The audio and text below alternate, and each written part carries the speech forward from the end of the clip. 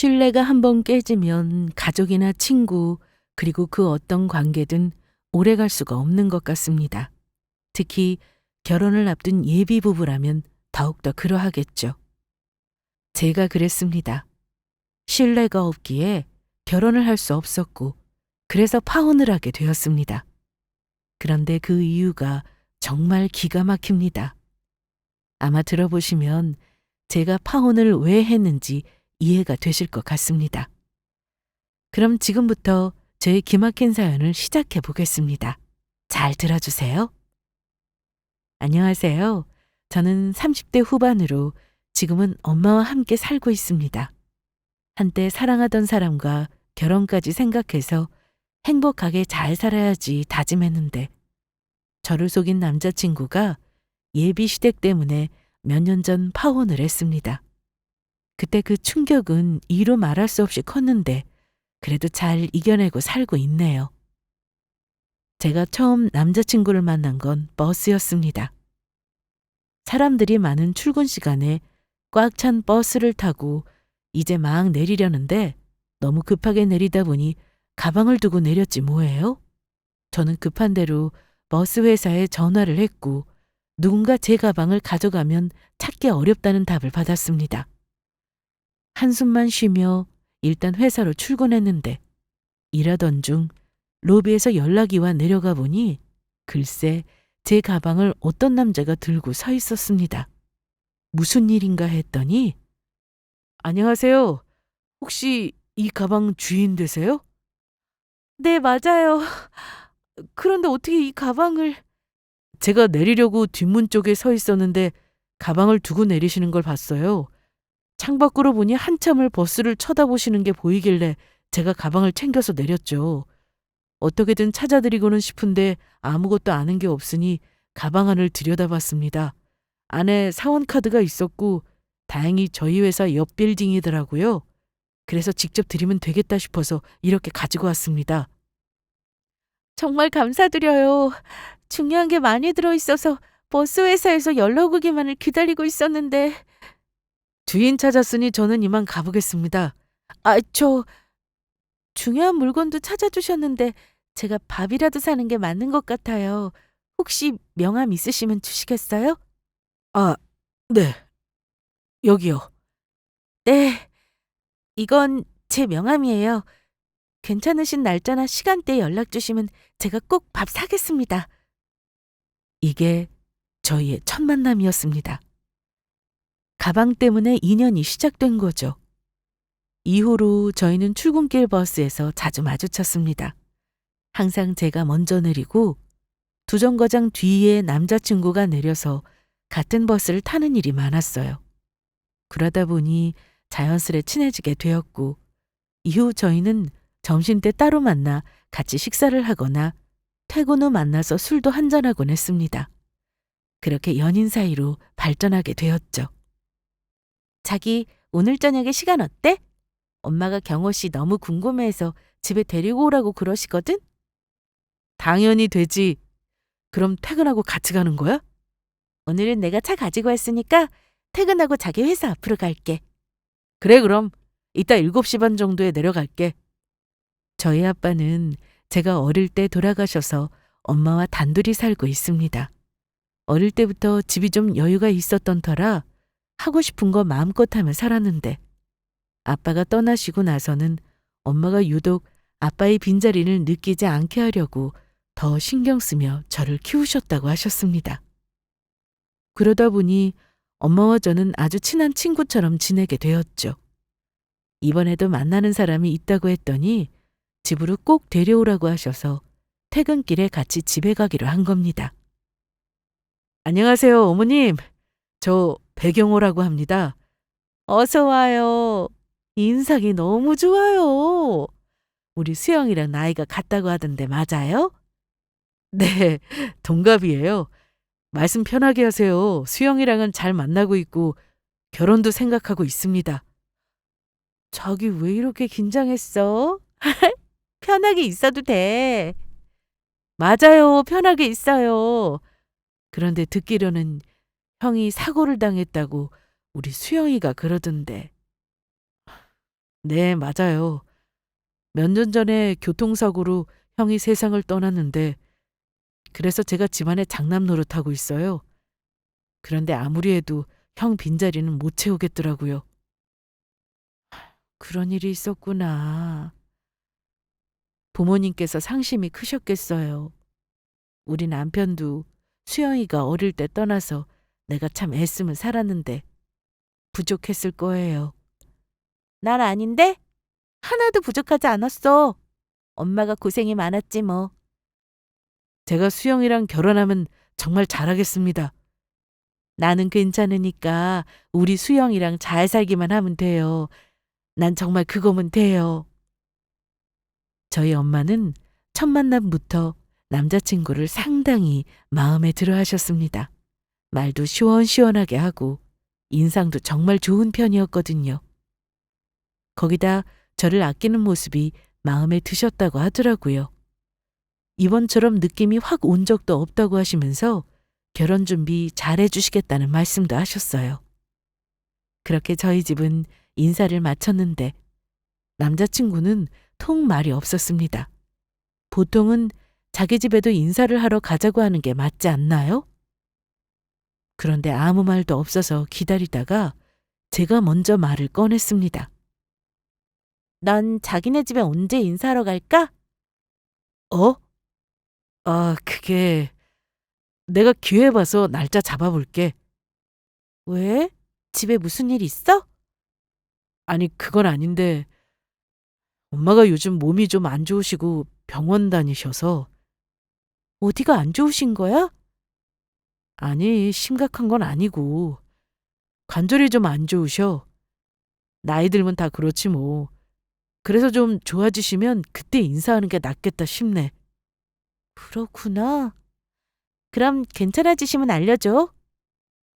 남자친구의 엄마가 아프시다는데 제가 인사하러 가겠다고 고집을 피울 수도 없고 말이 나올 때까지 기다렸습니다. 그리고 저희는 평소처럼 데이트도 하고 지냈고요.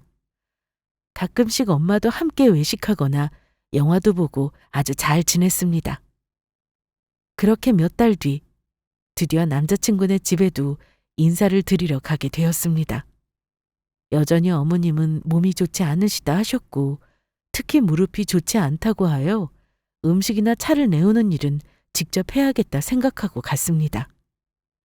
엄마가 처음 인사하는 자리인데 빈손으로 가면 안 된다고 아주 신신당부를 하셔서 과일 바구니 하나 들고 갔는데 남자친구의 어머님은 표정이 그리 좋지 않으셨습니다. 다리가 불편하시니 그러신가 보다 했는데 얘기를 나눠볼수록 그게 아닌 듯 했습니다. 선물로 사온 게 좀 작다고 느끼셨던 거죠. 우리 경우한테 얘기는 많이 들었어요. 회사도 바로 옆이라고 하던데 좋은 회사 다니네요? 그럼 연봉은 얼마나 되나? 엄마, 처음 보는 자리인데 무슨 그런 걸 물어요. 어차피 알게 될 텐데 그럼 언제 묻니? 우리 아들은 알다시피 대기업이라 월급을 좀 많이 받아요. 알고 있죠? 네, 잘 알고 있어요. 저도 경호 씨랑 비슷합니다. 그래요? 근데 과일 바구니만 덜렁 들고 왔어요? 보통 양손 무겁게 오지 않나요? 암튼 그럼 결혼하면 예단은 좀 차려올 수 있나? 네? 보통 이런 자리에서는 부모님 얘기나 혹은 둘이 앞으로 어떻게 할 건지에 대해서는 얘기를 나누는데 이상하게 제 연봉에 대해서 물으셨습니다.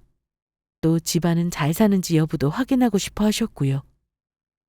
그러한 질문들이 상당히 불편했으나 그래도 내색하지 않았습니다. 첫인사를 드리는 자리라서요. 그렇게 불편한 얘기가 오가고 있는데 현관 비밀번호 누르는 소리가 들리더니 남친의 아버지와 초등학생 아이가 손을 잡고 들어오더라고요. 누군가 했는데 이미 세상을 떠난 아주버님의 아이라고 했습니다. 나이는 10살이고 돌볼 사람이 없어 시모가 키우고 있다고 하면서요. 남자친구의 형은 미혼부로 아이를 혼자 키우고 있었다고 했습니다. 그러다 형이 사고로 몇 년 전에 죽고 아이는 남친의 엄마가 돌보게 된 거라고 하더군요. 경호 만나는 사람인가? 네, 안녕하세요. 김수영이라고 합니다. 그래요. 내가 애랑 동네 한 바퀴 돌고 오느라 어서 얘기 나눠요. 아빠도 이쪽으로 오세요. 네, 앉으세요, 아버님. 그럴까 그럼? 뭘 앉아요? 애랑 방에 들어가 있어요. 같이 오세요, 아버님. 여기 앉으세요, 아빠. 예, 넌 이름이 뭐야? 잘생겼다. 이리 와 앉아봐. 배민수요. 그래, 인사했으면 얼른 들어가서 공부해. 여보, 얼른 민수 데리고 들어가요. 나 참, 아들 만나는 사람인데 얘기도 못하게 하나? 에휴. 제가 막 인사를 하려는데 남친의 어머님은 뭐가 그리 급한지 방으로 빨리 들어가게 했습니다. 무릎이 안 좋아서 제가 집에 들어왔을 때도 가만히 앉아 계시던 분이 벌떡 일어서더니 아이와 아버님을 끌고 방으로 밀어넣듯 하시더군요. 좀 의아하긴 했으나 그렇게 인사를 마치고 저는 집으로 돌아왔습니다. 남자친구는 엄마 대신 사과를 하면서 이해해달라고만 했는데 사실 기분이 좀 안 좋긴 했습니다. 그래도 첫인사 자리인데 질문의 내용도 그렇고 저에 대한 궁금함보다는 저의 조건을 보려고 하시는 게 내내 신경이 쓰이더라고요. 거기다 남자친구의 아버님과는 얘기도 나눠보지 못했고요. 결혼한 친구들을 만나면 하나같이 시댁 얘기를 할 때 욕하기 바빠서 이해도 되지 않고 나는 결혼해도 그러지 말아야지 하고 다짐했는데 역시 시댁은 다 똑같은가 이런 생각까지 들었습니다. 하지만 사람을 처음 보고 어떻게 판단할 수 있겠어요? 저는 그날 이후로 어머님과 친해지고 싶은 마음에 더 자주 찾아뵙고 인사를 드렸습니다. 확실히 처음보다 조금은 편해졌고 남자친구의 어머님 역시 전과 달리 친절하게 대해주시더군요. 그런데 딱 거기까지였어요. 제가 아무리 노력해도 예비 시어머님은 저에게 마음을 완전히 내어주진 않으시더라고요. 어서 와. 피곤하지? 아니, 별로. 나 금방 씻고 올 테니까 우리 맥주 한잔 할까? 좋지. 엄마가 꺼내놓을게. 얼른 씻고 와. 저는 엄마와 단 둘만의 시간을 자주 보냅니다. 말하기 힘든 고민도 아무렇지 않게 말할 수 있고 친구 같아서 너무 좋거든요. 이날도 엄마와 맥주 마시며 고민을 좀 얘기했는데요. 그 아주버님 애 말이야. 볼수록 경호 씨랑 똑같이 생겼어. 형제니까 그렇게 닮기도 해. 너도 이모 닮았다고 하잖아. 그런가? 근데 이상하게 똑같단 말이야. 그런데 너희 결혼하면 그 애 돌봐야 하는 건 아니지? 나도 혹시나 싶어서 경호 씨한테 물어봤었어. 그런데 우리 결혼하면 따로 나와서 살 거라 어머님이 적적하시다고 끝까지 애는 직접 키우시겠다고 하셨대. 쉬운 일이 아닌데. 너희 시어머니도 대단하시다. 그치? 근데 왜 애엄마가 애를 두고 갔을까? 그게 참 궁금해. 물어봐도 대답을 안 해줘. 모른다고만 하고. 말하기 좀 그런가 보다. 너무 물어보지 말고. 전부터 궁금했는데 아주버님의 자식이라는 그 아이의 친모에 대해서는 남자친구도 예비 시모도 말해주지 않았습니다. 엄마 말대로 말 못할 이유가 있는 듯 보였지만 저도 더는 물어보지 않기로 했죠. 결혼해서 같이 살다 보면 자연스레 알게 될 수 있으니까요. 저희는 그 뒤로 계속 잘 만났고 드디어 상견례를 하게 되었습니다. 안녕하세요. 네, 처음 뵙겠습니다. 수영이가 아주 싹싹하니 저희 집에 와서도 잘합니다. 결혼해서 잘 살 것 같아요. 아직 많이 부족해요. 예쁘게 봐주세요. 아이, 그럼요. 걱정 마세요. 경호나 수영이나 둘 다 제 앞가림 잘하는데 둘만 잘 살면 됩니다. 이 사람은 주책이야. 여기서는 엄마들이 얘기하는 거예요. 좀 조용히 하고 있어요. 상견례 자리인데 어머님은 대놓고 아버님 무안을 주셨습니다. 평소에도 느꼈지만 아버님은 집에서 큰 소리 한 번 못 내고 사시는 듯 했는데 이런 자리에서도 그게 확연히 드러나더라고요. 사부인, 괜찮아요. 편하게 하세요. 괜찮긴요. 나설 때 안 나설 때 가려야 하는데 이 사람이 좀 눈치가 없네요. 그런데 애들 집은 어떻게 할지. 신혼집은 우리 수영이가 예전에 분양받은 아파트가 있어서 그 집으로 하면 될 것 같습니다. 분양받은 아파트가 있어요? 경기도권이고 그 당시 별로 인기가 없던 지역이라 혹시나 하고 넣어봤는데 됐어요. 지금은 주변에 상권도 좋아지고 해서 아마 살기 좋을 거예요. 네, 어머님. 그래서 신혼집은 걱정 안 하셔도 돼요. 어, 그럼 저희 쪽에서 혼수를 해가야 하나요? 엄마, 그건 걱정 마세요. 저랑 수영이랑 알아서 할 거니까 신경 안 쓰셔도 돼요.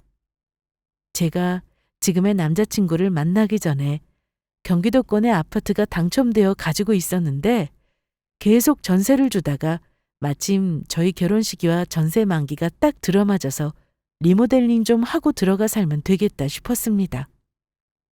집을 꼭 남자가 해와야 하는 법도 없고 되는 사람이 해가면 되는 거니 저희는 서로 능력껏 결혼 준비를 했습니다. 다행히 시댁에서도 별다른 요구는 하지 않으셨고 딱 기본만 하라고 하셔서 예비 시부모님이 쓰실 이불과 식기 그리고 수저 세트 이 정도만 하고 어머님이 항상 여기저기 쑤시다고 하시니 안마 의자도 같이 해드릴 생각을 했습니다. 그렇게 저희는 결혼 날짜도 잡았고 본격적으로 신혼집을 꾸미며 행복한 하루하루를 보내고 있었습니다. 그러다 저희 엄마가 시골에서 토종꿀을 보내왔다며 예비 시댁에도 갖다 드리라고 해서 퇴근길에 남자친구와 함께 시댁에 가게 되었습니다. 어서 와라. 뭘 또 가지고 왔어? 이거 꿀인데 시골에서 보내주신 거래요. 토종꿀이라 진짜 맛있어요. 어디 한번 먹어보자. 예, 그거 넣어둬라. 필요할 때 쓰게. 딱 봐도 비싸 보이는데 어디 맛을 봐요, 보기는. 어머님도 한번 드셔보세요. 제가 집에서 먹어봤는데 맛이 좋더라고요. 다 드시면 제가 또 가져올게요. 됐다. 꿀 그거 얼마나 자주 먹는다고. 저기 위에 올려둬라. 당신은 이제 며느리 될 애 앞에서 언제까지 날 이렇게 구박할 거야? 사람 창피하게 참. 구박이요? 구박? 당신이 여태 한 게 뭐 있어요? 그 많던 재산 주식한다고 다 날려먹고 지금 이 모양 이 꼴로 사는데 그게 다 누구 때문인데? 그만해요 좀. 애들 보는데. 뭘 그만해요? 창피한 건 아나 보지. 말 나온 김에 수영이 애도 알 건 알아야지. 우리가 젊었을 때 집도 크고 얼마나 잘 살았는지 모른다. 근데 주식에 손대면서 계속 돈 날리고 빚지고 내가 아주 그때만 생각하면은.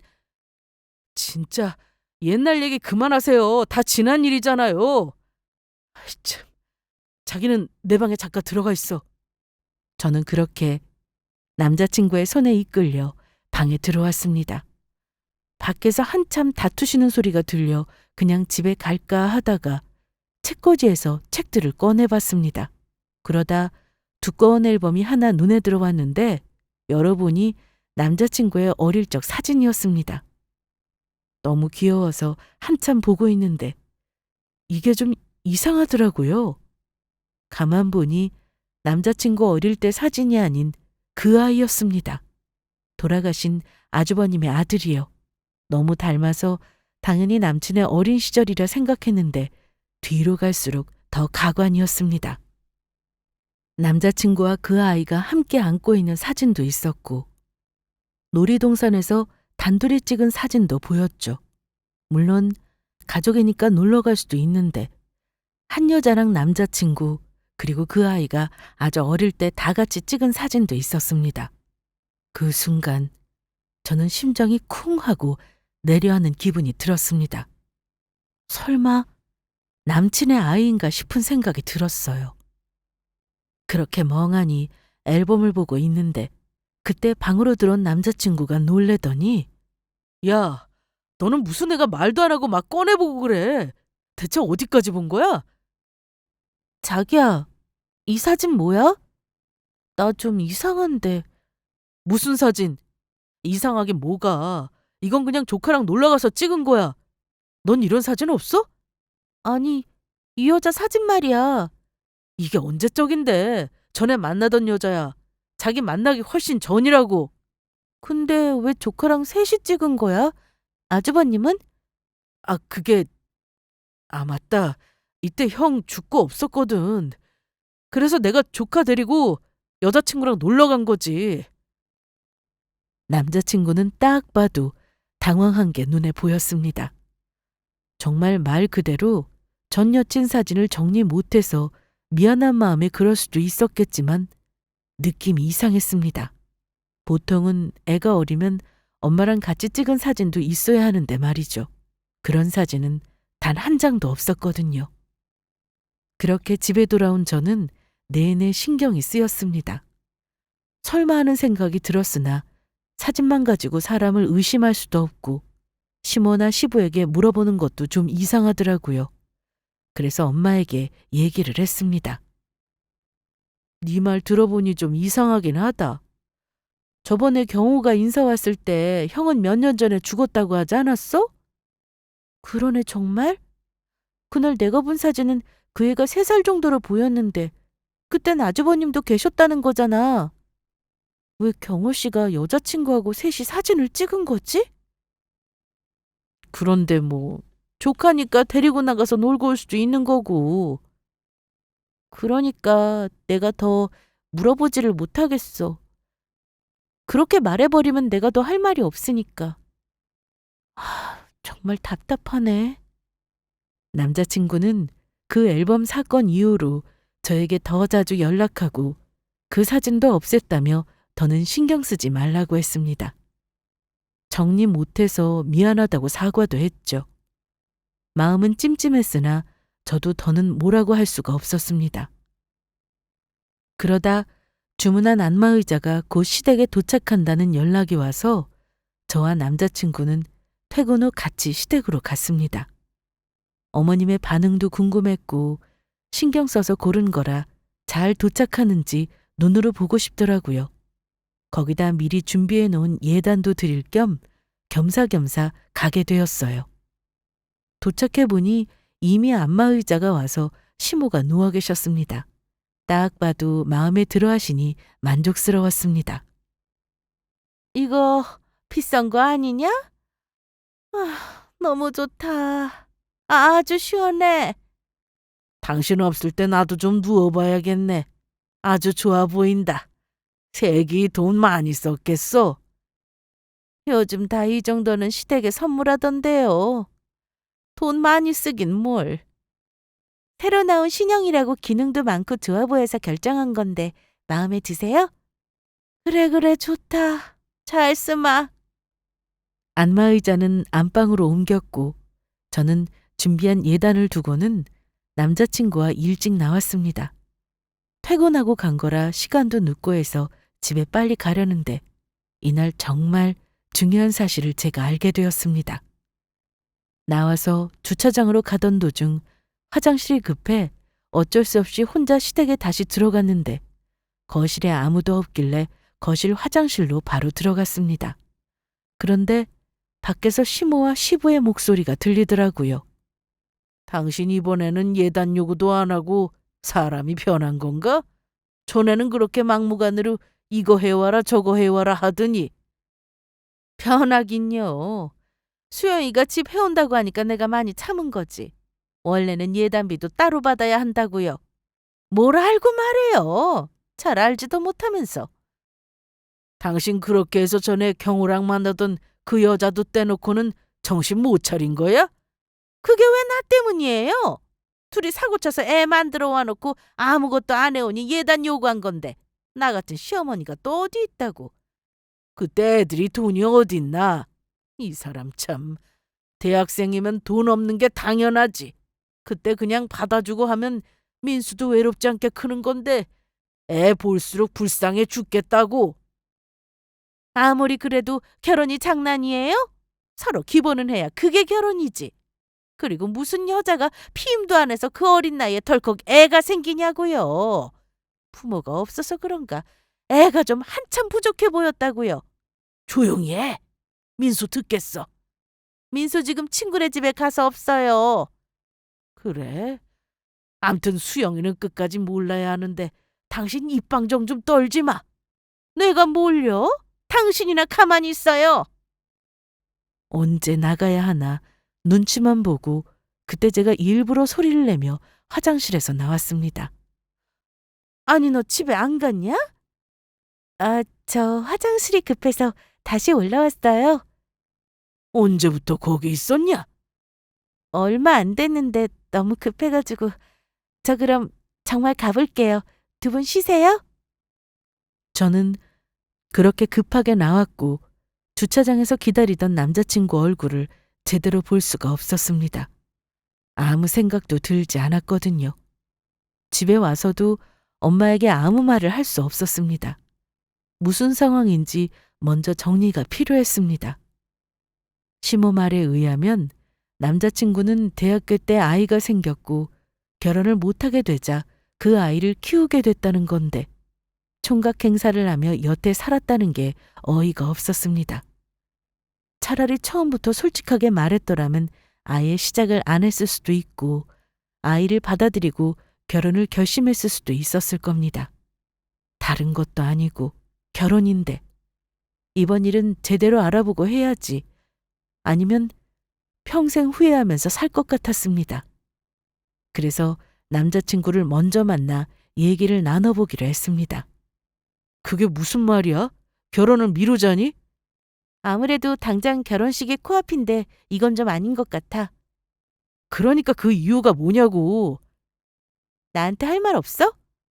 무슨 말? 혹시 우리 엄마가 섭섭하게 한 거 있어?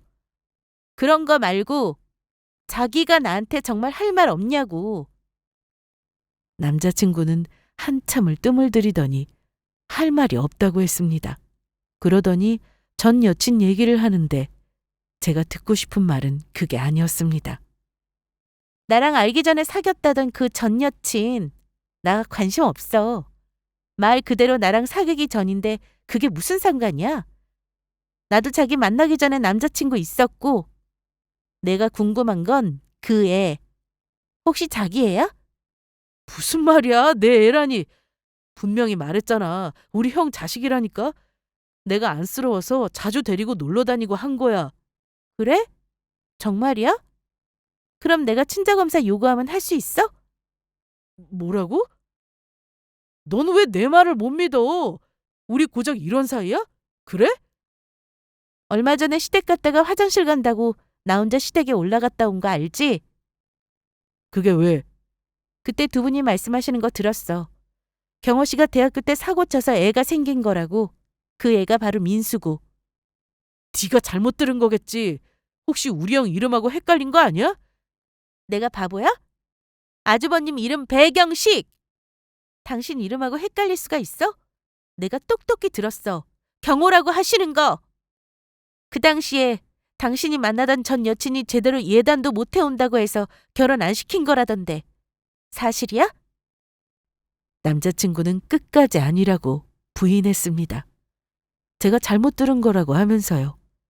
하지만 저는 이 결혼을 그대로 진행시키고 싶지 않았습니다.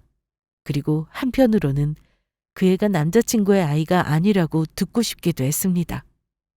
저는 일방적으로 결혼을 보류하자고 통보했고 그랬더니 남자친구는 물론 시댁에서도 난리가 났습니다. 주변에 아들 결혼한다고 다 알렸는데 이게 무슨 망신이냐며 오히려 저를 나무라시더라고요. 사실 저나 엄마가 제일 속상한 일인데 그 누구도 제대로 말해줄 생각은 안 하고 시모는 계속해서 예정대로 결혼을 해야만 한다고 했습니다. 한동안 시댁 연락을 받지 않고 회사에서 일만 하며 지내는데 어릴 때부터 친하게 지냈던 친구 한 명이 급한 일이라며 만나자고 했습니다. 그래서 대체 무슨 일인가 싶어 만났는데 글쎄 저한테 이런 얘기를 해주더라고요. 수영아, 너 결혼 준비는 잘 돼가? 뭐 그냥 그래. 근데 대체 급한 일이라는 게 뭐야? 일단 이 사진 좀 봐봐. 이게 누구야? 경호 씨네? 근데 사진 화질이 왜 이래? 내가 멀리서 당겨서 찍어서 그래. 지금 그게 중요한 게 아니고 엊그제 내가 친구들하고 술 한잔 하는데 같은 술집에 네 남친이 딱 있더라고. 전에 네가 사진 보여줬었잖아. 얼굴이 똑같아서 인사나 할까 했는데 어떤 여자랑 단둘이 있길래 그냥 모른 체 했거든? 느낌이 이상해서 사진 찍어왔는데 너 혹시 아는 여자야? 잠깐만. 어디서 본 것 같기도 하고 그냥 친구 아닌가? 그래? 난 또 결혼 앞두고 네 남친이 바람 피우나 했지 괜히 걱정했네. 다시 보여줘봐. 좀 낯이 익은데 누구지? 어디서 본 것 같은데? 저는 순간 생각나는 사람이 있었습니다. 남친의 방에서 본 앨범 속 그 여자. 그 여자가 맞았어요. 왜 전 여친을 최근에 다시 만난 건지 도무지 이해할 수가 없었습니다. 아니면 그동안 계속 만나왔던 건지 제가 알 수가 없었죠. 그래서 저는 이 결혼을 완전히 끝낼 작정으로 남자친구에게 전화를 했습니다. 그런데 전화를 안 받더라고요. 결혼 날짜도 곧 다가오는데 이건 아니다 싶어 시댁에 가서 제대로 말하고 끝내는 게 좋겠다 생각했습니다. 그렇게 차를 끌고 가서 시댁 주차장에 차를 대는데 어쩜 상황이 이렇게 돌아갈 수가 있을까요? 남자친구와 그 사진 속 여자가 아파트 입구로 함께 들어가는 게 눈에 보였습니다. 도대체 일이 어떻게 돌아가는 건지 답답하더라고요. 저와 연락이 뜸한 사이에 다시 전 여친이라도 만나는 건가 별 생각이 다 들었습니다. 저는 마음을 다잡고 차에서 내려 시댁으로 올라갔습니다. 현관 비밀번호를 알고 있어서 누르려는데 안에서 큰 소리가 났습니다. 무슨 일인가 싶어 급하게 문을 열고 들어갔더니 그 여자가 시모와 싸우고 있더군요. 네가 여길 어디라고 와? 안 나가? 제 애 데리러 왔어요. 민수 어디 있어요? 민수야, 엄마야, 엄마 왔어. 여긴 네 애가 어딨어? 어딨어? 여보, 저년 당장 끌어내 얼른. 경호야 데리고 나가. 이거 안 나? 내 애 데려오라고. 그때 현관에 서 있는 저를 본 남자친구는 매우 놀라 어쩔 줄 몰라 했습니다. 시모와 시부 역시 아무 말 못하고 저를 보기만 했죠. 수영아, 너 연락도 없이 여기를 어떻게... 일단 나가. 나가자. 내가 다 얘기할게. 다 설명할게. 아니, 이거 나. 나 결혼 취소하려고 온 거야. 너랑 결혼 안 한다고. 뭐? 그게 무슨 말이야? 아니, 결혼을 취소한다니. 결혼은 없던 일로 하겠다 이거냐? 우리 경호랑 안 산다고? 혹시 경호 씨랑 결혼할 사람이에요? 아니요, 이제는 아니에요. 경호 씨 전 여친분 맞죠? 네, 맞아요. 그런데 결혼은 왜 안 해요? 혹시 우리 민수 키우기 싫어서 그래요?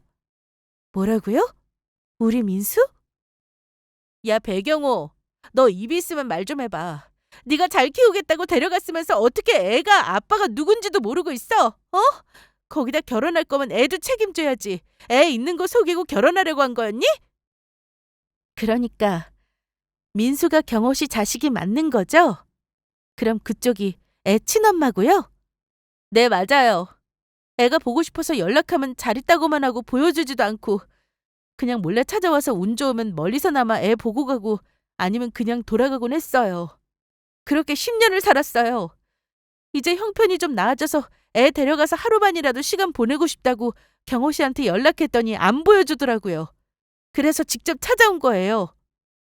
정말 혼돈 그 자체였습니다. 민수라는 아이는 남자친구의 애가 정말 맞았고 이미 고인이 된 아주버님과는 전혀 상관도 없었죠.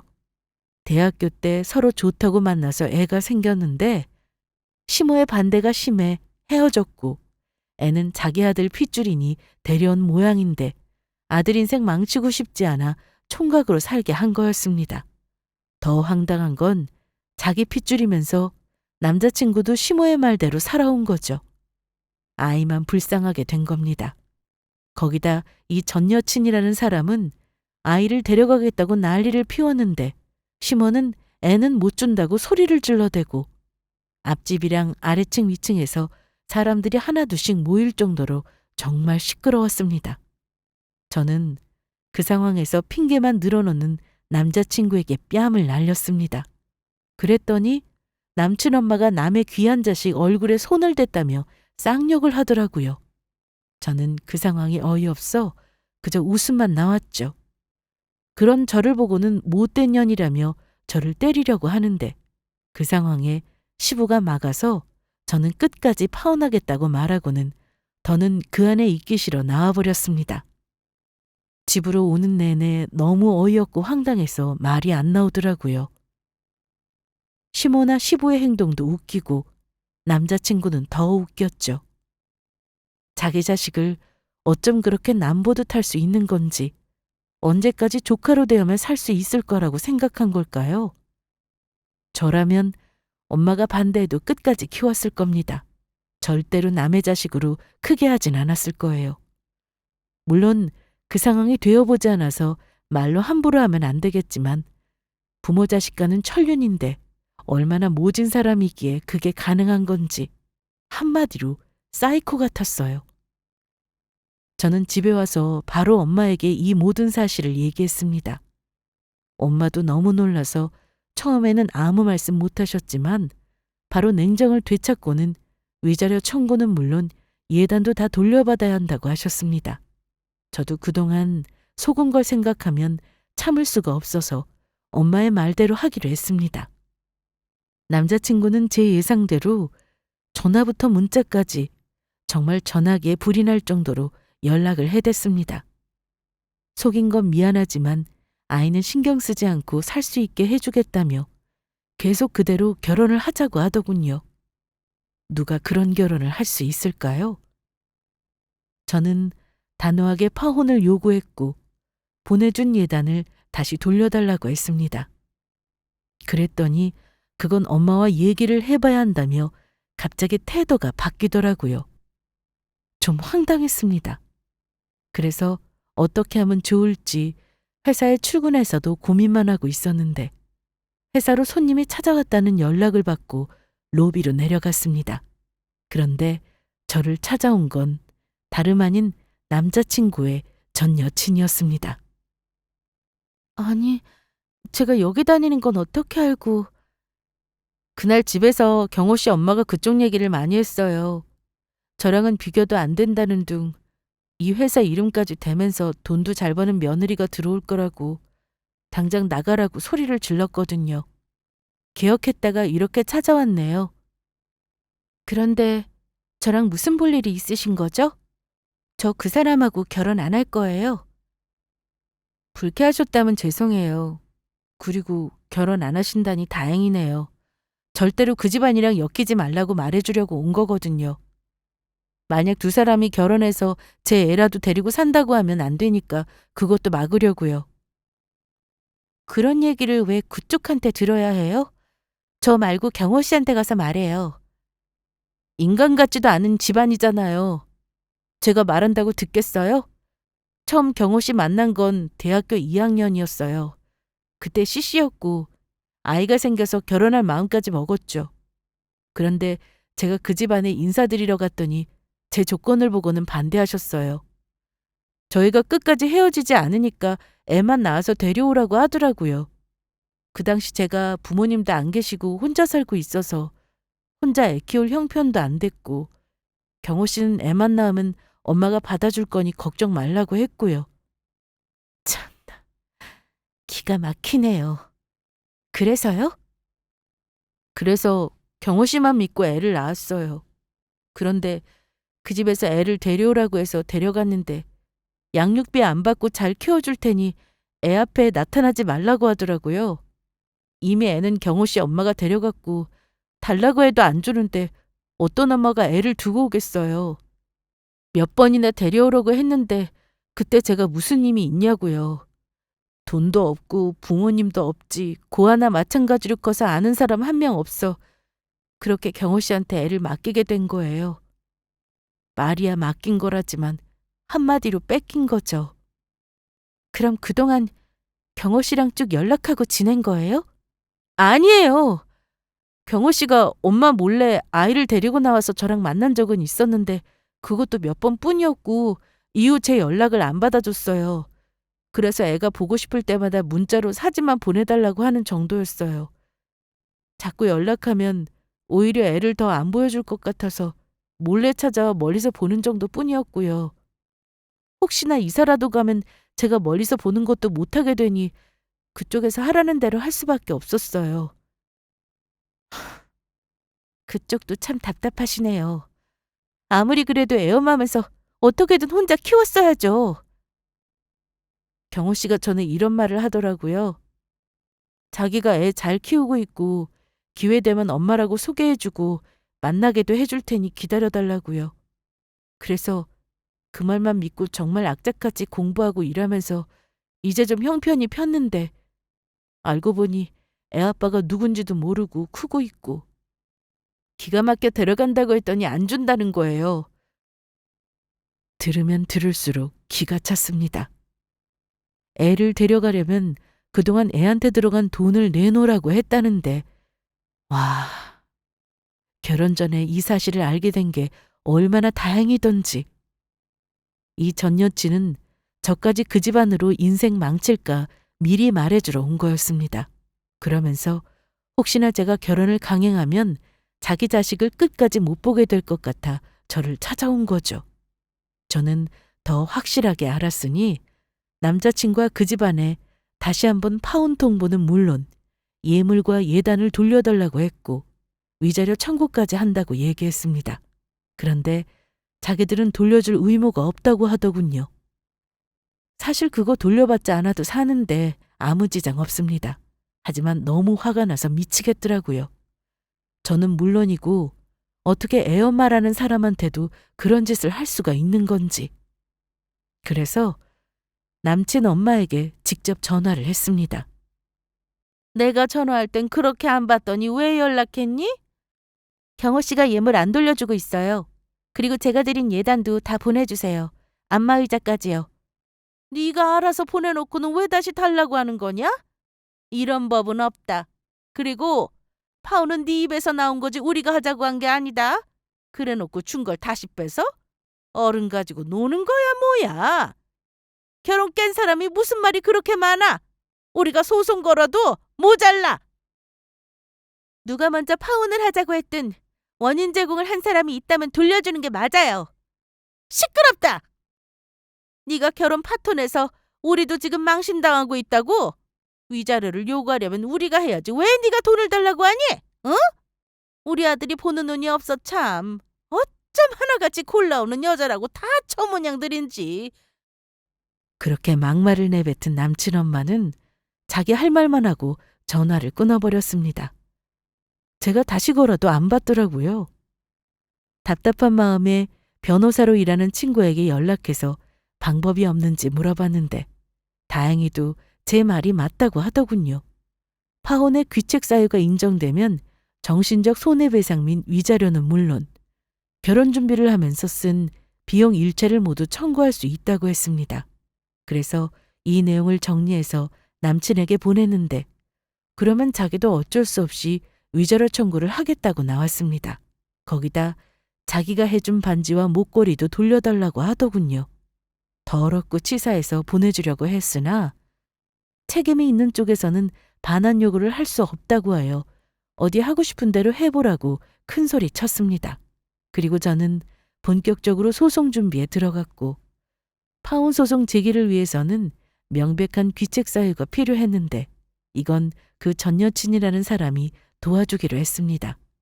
이것보다 더 명백한 증거가 어디 있겠어요? 또한 결혼 준비를 하면서 들었던 비용에 대한 청구도 하기 위해서 예식장의 예약 사실과 상견례 했던 장소 등을 제대로 문서화했습니다.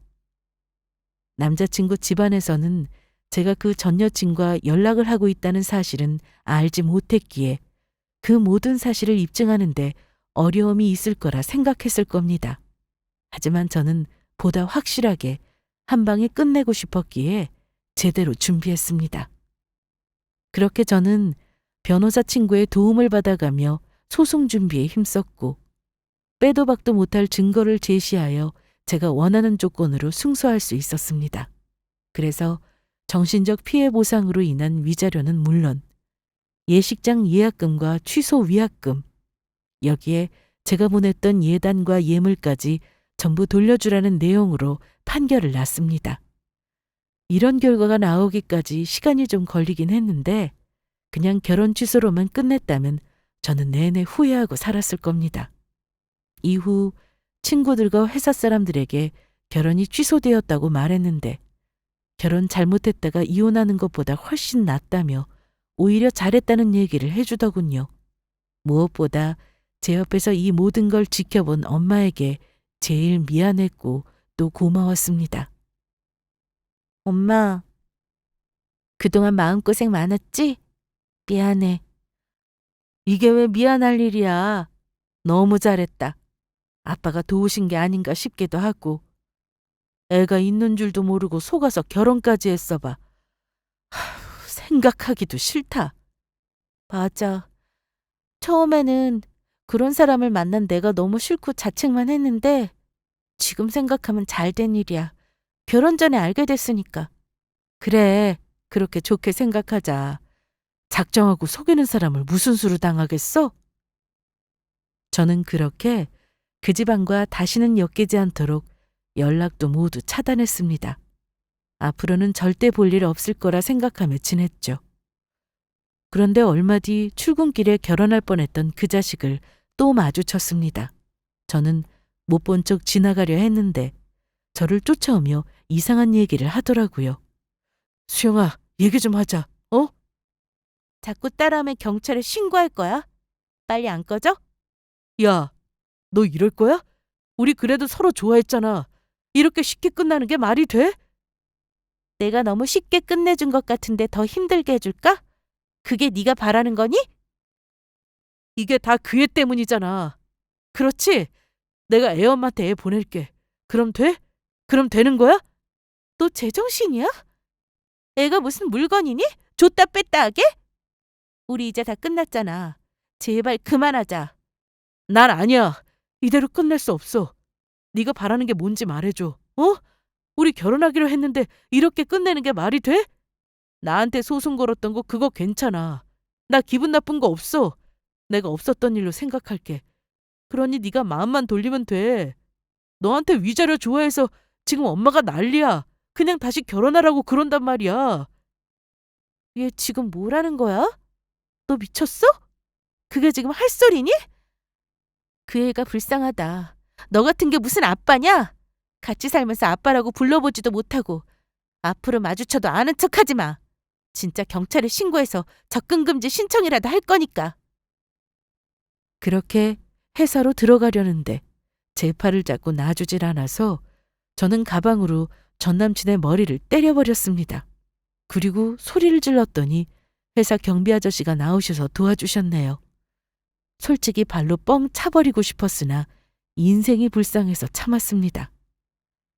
끝까지 자기 자식에 대해 책임감도 없고 그런 사람을 뭘 믿고 결혼을 하나요?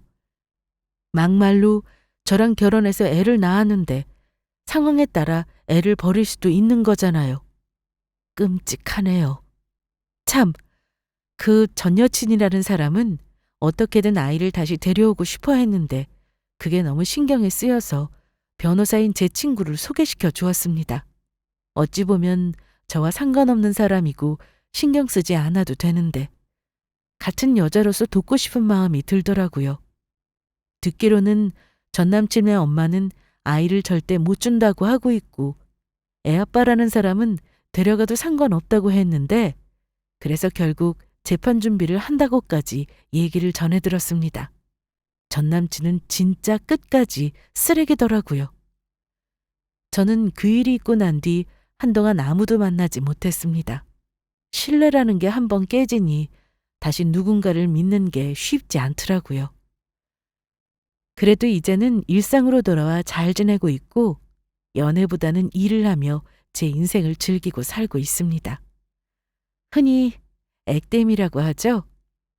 지금의 불행이 어쩌면 더 큰 일이 생기는 것을 막아주는 거라고 생각하면 더 쉽게 이겨낼 수 있는 것 같습니다. 그러니 지금 힘든 상황에 계시더라도 꿋꿋하게 잘 극복하시고 좋은 날을 맞이하셨으면 합니다. 지금까지 제 긴 사연을 들어주셔서 감사합니다.